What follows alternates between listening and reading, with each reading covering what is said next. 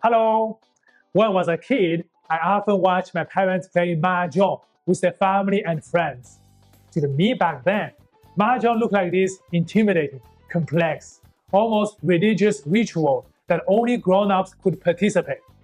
I mean, look at those bone tiles with those mysterious Chinese characters. They don't exactly appear kid-friendly, do they? Some of the aunties and uncles could even recognize the tiles by just running their thumb over them. They didn't need to look at the tiles. It felt like magic. I'm a bit embarrassed to admit, but I didn't actually learn to play Mahjong until earlier this year. But now, everything makes sense.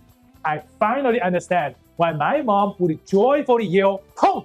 and smash the tile that my auntie just tossed out. This video has two parts. First, I'll talk about the history of Mahjong, not only in China, but also among Jewish women in America. And then, I'll give you a crash course on how to play Mahjong, or at least how to look like you know what you're doing.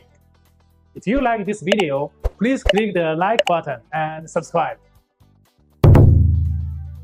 Let's start with the history of Mahjong. One popular myth claims that Mahjong was created by Confucius, the famous Chinese sage from the 6th century BC. That does make a very good story, except that it's completely untrue. In reality, Mahjong is a relatively recent invention. It didn't emerge until the mid-1800s, so the game is less than 200 years old. For perspective, chess in its current form dates back to at least the 15th century. Of course, there were games similar to Mahjong in China before the 1800s.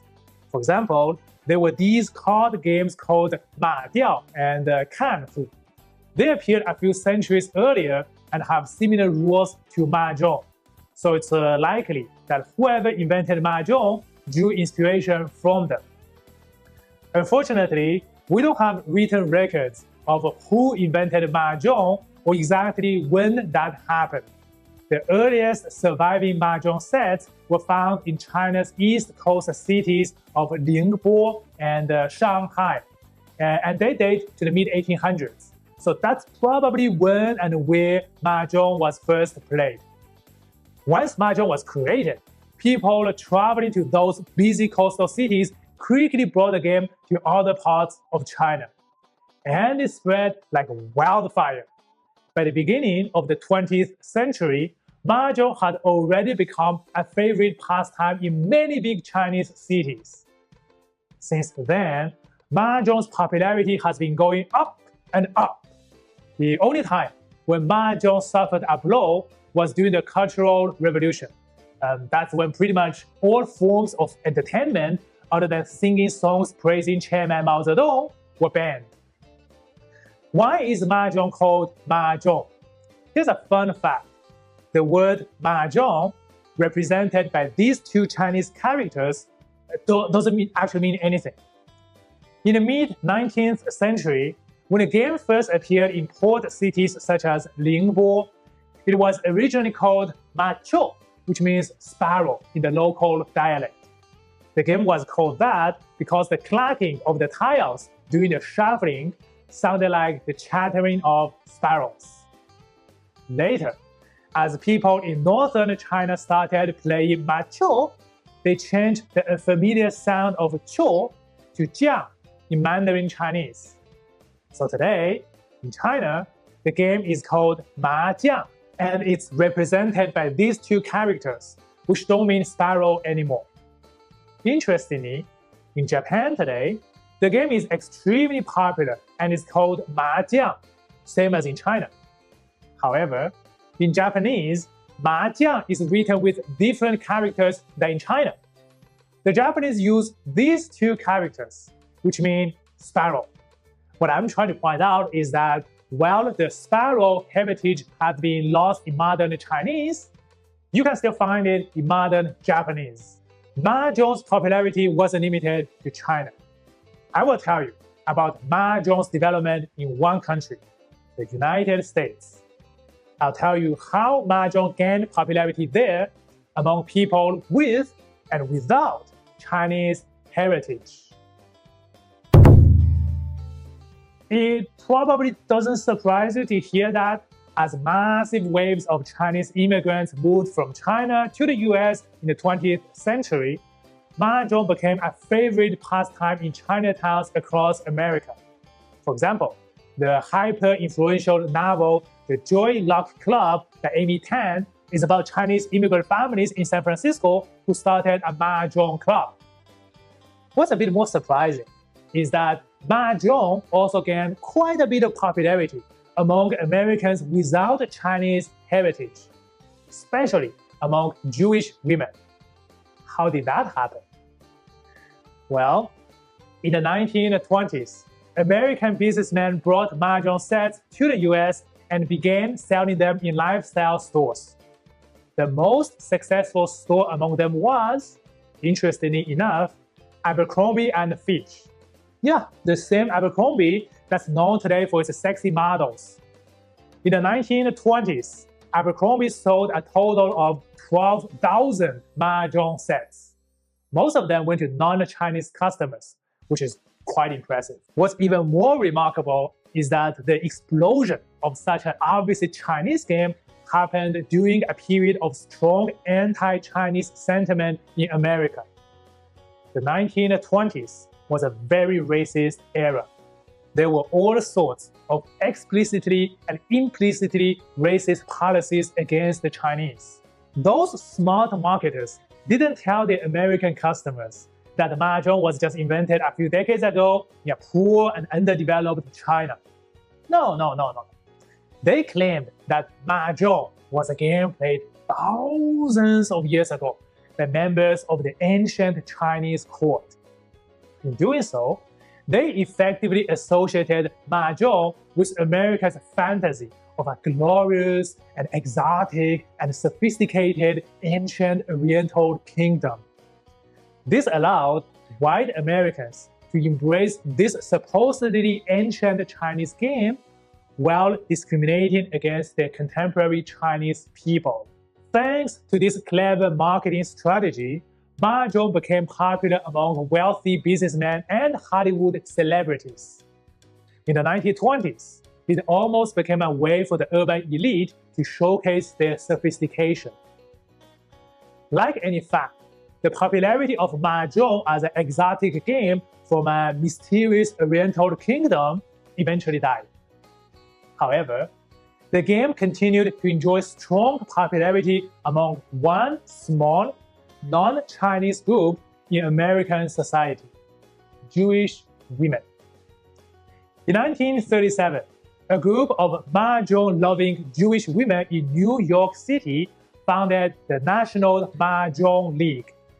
After World War II, as more and more middle-class Jewish American women moved away from urban centers to suburban areas, they encountered feelings of isolation.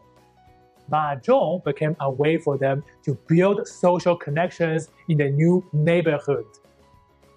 In many Jewish suburban communities in the 1950s and 1960s, weekend Mahjong became a regular social activity. So in this sense, just like the Chinese immigrants, Jewish women were also using Mahjong to build community.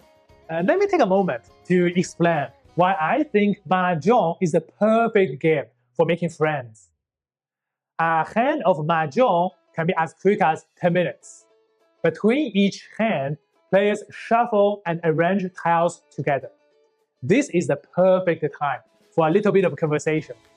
Nothing too deep, but a bit more than the usual "hello, how are you, the weather is nice." Regardless of a player's social status, or age, or wealth, everyone participates in the shuffling process, doing exactly the same thing. So in a sense, Mahjong effectively breaks down social barriers and makes players interact and chit-chat as equals. In the last part of this video, let's talk about how to play Mahjong. But first, a disclaimer. If you never played Mahjong before, this video won't turn you into a Mahjong expert. You won't be able to beat seasoned players, or even Chinese uncles and aunties in your neighborhood. I will just explain enough so you can understand what's happening during a game. The first thing you need to do is to find 3 other people to play with, because this game can only be played with exactly 4 people. Then, you need to set aside plenty of time, as you'll be sitting for quite a while. And like poker or chess or other games where you can just play a hand and walk away, a Mahjong match usually consists of a minimum number of hands. Each hand is independent of the others, and the winner of a hand earns a score. That score depends on how good the winning tiles were. At the end of the match, the player with the highest total score wins. For example, in a match with 20 hands, you may have only won 5 hands.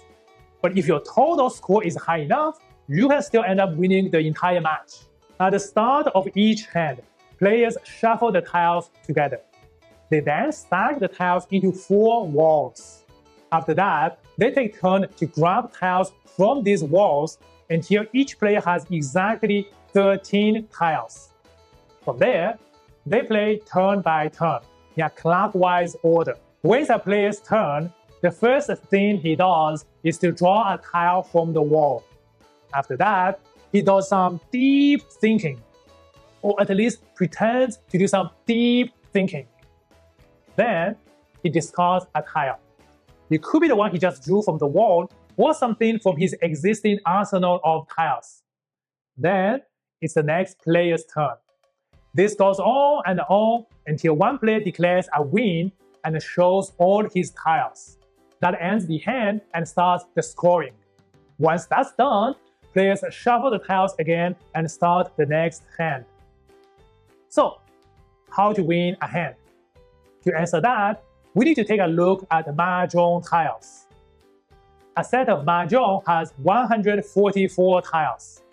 These tiles are divided into 3 categories: 108 suit tiles, 28 honor tiles, and 8 special tiles. The 108 suit tiles are further divided into 3 subcategories: 36 dot tiles, 36 bamboo tiles, and 36 character tiles. Honor and special tiles also have their own subcategories. Here's a chart that breaks down all the tiles, their categories, and subcategories. The whole point of Mahjong, similar to poker, is to form special patterns with the tiles in your possession. More specifically, you need to create 4 sets and 1 pair. A pair is pretty self-explanatory. It means 2 identical tiles. A set can be either 3 identical tiles or a sequence of 3 tiles from the same category, like 2, 3, and 4 of the dot tile. Once a player has 4 sets and 1 pair, he may choose to declare a win by revealing his tiles, or he may choose to wait. If he declares a win, this ends the hand and the scoring begins. Here are a few examples of winning hands. Now, to spice things up, while the winning condition is 4 sets and 1 pair, there are all sorts of bonus points. For example, a player can achieve the so-called pure hand if his winning hand is entirely composed of circles, bamboo, or characters, without using any honor or special tiles. In this case, the player earns bonus points. Another example is when the pair in the winning hand is formed with 2 honor tiles. This also gives some bonus points. There are literally thousands of ways to earn bonus points. And by the way, how to score a winning hand is where many regional variations come into play. Some regional versions, such as Sichuan Mahjong, may recognize special combinations as having extra bonuses, while other regions may not recognize them. On top of all that, some house rules may dictate that a player must reach a minimum score before declaring a win. And that minimum score is set higher than the most basic form of 4 sets and 1 pair. So players are forced to get some kind of bonus points. And sometimes a player may have already reached the required minimum score, but chooses to wait until he can obtain a tile that will give him a bigger bonus. Okay, if you follow me this far, you may have noticed that during the actual Mahjong game, there doesn't seem to be much interaction among the players. You're basically drawing and discarding tiles. And yes, in many cases, you can win by doing exactly just that. However, there is an important interaction mechanism. You can get new tiles in two ways. First, as we've seen, you can draw from the wall. The second way is by taking tiles discarded by other players. The rules here are, you can only take the tile discarded by the current player, the discarded tile must help you to form a set, and you must reveal the set that it forms. And obviously, once you pick up a discarded tile, you must discard one of your own tiles in return. Your final score will change depending on how you use other players' tiles. Alright, I'll stop here with Mahjong rules.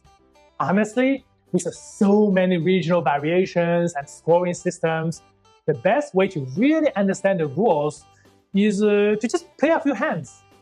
And don't hesitate to ask lots of questions. Remember, just like the tile shuffling process where everyone gets involved and chit-chat, Mahjong is fundamentally a social game. Chatting and making friends are essential parts of the Mahjong experience. So, have fun and happy playing! Thank you so much for watching this video. If you find it interesting, please subscribe and click the like button. Thank you.